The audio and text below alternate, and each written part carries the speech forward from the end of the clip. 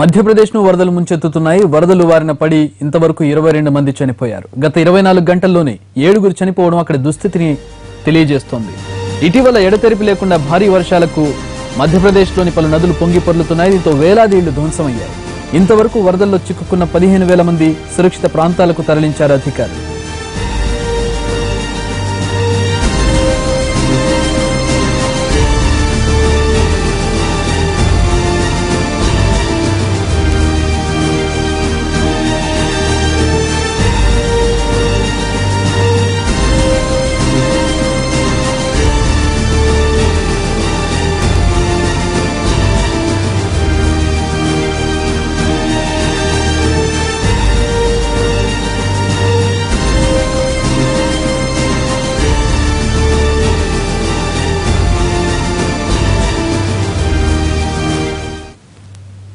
మధ్యప్రదేశ్ హోషంగాబాద్ జిల్లాలోని తావా డ్యామ్ కు వరద ఉధృతి పెరుగుతోంది. ఎగువ ప్రాంతాల నుంచి భారీగా వరద నీరు వచ్చి చేరుతుండటంతో రిజర్వాయర్ నీటి మట్టం గరిష్ట స్థాయికి చేరుకుంది.